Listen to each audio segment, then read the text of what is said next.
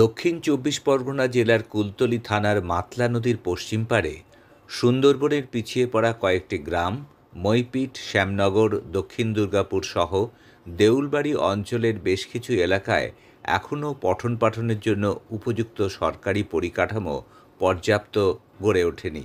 বেসরকারি উদ্যোগে শ্যামনগরের আদিবাসী পাড়ায় স্থানীয় বাসিন্দা কমলকৃষ্ণ মণ্ডল নিজের জমিতেই 2001 সালে শ্যামনগর মা সারদা বিদ্যামন্দির নামে একটি প্রাথমিক বিদ্যালয় গড়ে তোলেন। তিনি বলেন, পিছিয়ে পড়া বিভিন্ন আদিবাসী ও সংখ্যালঘু অধ্যুষিত গ্রামের প্রায় 100 ছেলেমেয়ে বর্তমানে এই স্কুলে পড়াশুনো করে, কিন্তু স্কুলের পরিকাঠামো অর্থের অভাবে উন্নত করা যায়নি। এটা আমাদের আদিবাসী এলাকা, এখানে শিক্ষার মান একেবারেই ছিল না বলতে গেলে। তারপর সবাই মিলে গ্রামের সহযোগিতা করে এটা শুরু করা হয়। আমাদের এই স্কুলটি বর্তমানে খুব দরিদ্র এলাকায় অবস্থিত, এমনকি আমাদের অভিভাবকরাও খুব একটা শিক্ষিত নয়।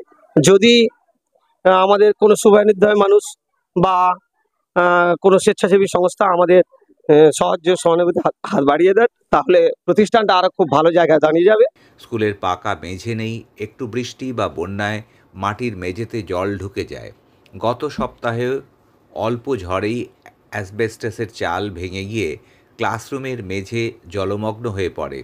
কয়েকটি বসার বেঞ্চ জোগাড় করা গেছে মাত্র, পড়ানোর জন্য নেই উপযুক্ত লেখার বোর্ডও। লেখাপড়ার খুব সমস্যা।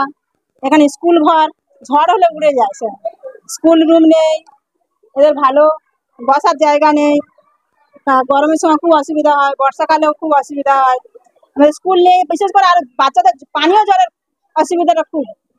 এই আদিবাসী গ্রামের বহু পরিবারের পুরুষরা মূলত মিন ধরে বা কাঁকড়া ধরে বা কেউ জঙ্গলে মধু সংগ্রহ করতে গিয়ে বাঘের আক্রমণে মৃত্যু হয়েছে।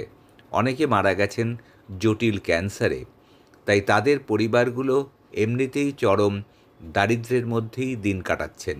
সেই খবর পেয়ে এই গ্রামে এসেছিলেন কলকাতার উৎকর্ষে আরোহণ নামে একটি স্বেচ্ছাসেবী সংস্থা ও সন্তোষপুর আদি সর্বজনীন দুর্গোৎসব পুজো কমিটির সদস্যরা।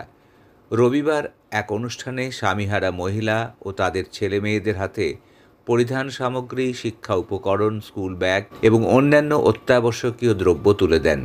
উদ্যোক্তা অনুপম মজুমদার বলেন, স্কুলটা দুরবস্থার কথা খবর পেয়েছিলেন, কিন্তু এতটা খারাপ অবস্থা তা স্কুলে না এলে জানতেই পারতেন না। এদের কিছুটা হলেও সাহায্য করতে পেরে ভালো লাগছে। এই স্কুলটার অবস্থা খুবই করুণ অবস্থা। সামান্যতম সাহায্য ওই স্কুল পড়ুয়াদের হাতে তুলে দিলাম এবং এই অঞ্চলে যারা স্বামীহারা মানুষজন আছেন তাদেরও কিছু সাহায্য আমাদের এই সংগঠনের পক্ষ থেকে আমরা তুলে দিতে পেরে কৃতজ্ঞ। সাহায্য পেয়ে খুশি স্থানীয় বাসিন্দারা। কোনো সরকারের আমরা হেল্প পাই না কোনোদিন। আজকের এই কাপড় দান করতেছে বলে ওই ধরতে এসেছি আমরা। স্বামী মারা গেছে, ব্লাড ক্যান্সারে মারা গেছে। যা ছিল তো ওই স্বামী কিছু শেষ করে দিয়েছে। এবার খুব কষ্টেই সংসার চলে। এখন আমাদের অবস্থা খুবই খারাপ, আমরা এখন ঠিক মতন জঙ্গল টঙ্গল যেতে পারি না। কাঁকড়া মাছ ধরে খাই, খুব কষ্টে সংসার চলে।